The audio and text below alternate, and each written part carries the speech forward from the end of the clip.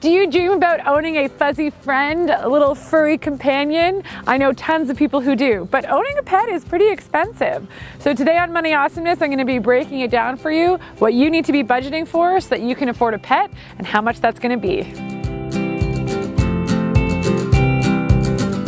So the very first thing that you need to worry about affording a pet is the effect on your monthly budget.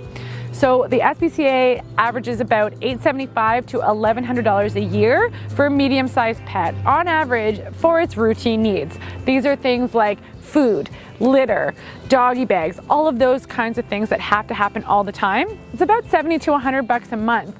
If you can't afford that, then you can't afford a pet. So make sure that you crunch the numbers and don't even go any further in watching this video if you can't afford that extra money. Actually, watch the video to the end so that I can get the views, but then pretend like you stopped it right now. So if you've passed the monthly budget test and you can absolutely afford that, then now we need to budget in those upfront costs of getting the animal into your home.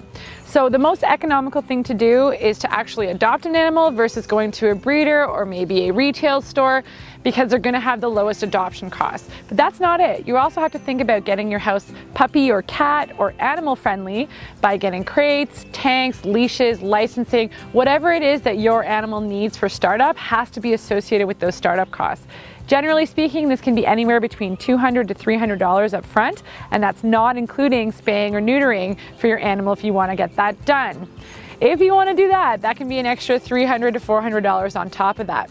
So generally speaking, you're looking at startup costs of about $600 to $1,000 depending on size, breed, and type of animal. The best way to keep the cost of getting a pet down is to adopt an adult animal from a shelter. You keep the adoption fees low, and also you don't have to pay for spaying or neutering, and you're doing a really good thing. The really big bummer about getting a pet financially sometimes is those unforeseen vet bills that are really expensive. So my only tip with this is that if you're gonna get a pet, then you should have the ability to have some sort of emergency savings account, at least up to $1,000 in every year, just in case.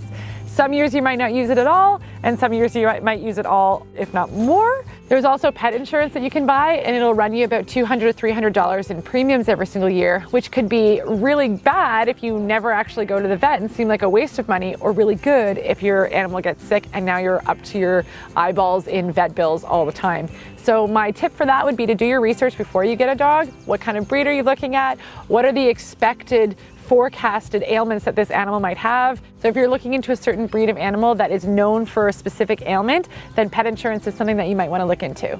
Owning a furry friend can be the best thing in the whole world, but just make sure that you can afford it. There's nothing worse than having a family that can't afford their pet, and then there's nothing but resentment. It's not good for the animal, it's not good for the family financially, and oftentimes some of these animals that people can't afford end up back in shelters or in shelters for the first time. So let's avoid that in the first place and just make sure that people can actually afford their pets.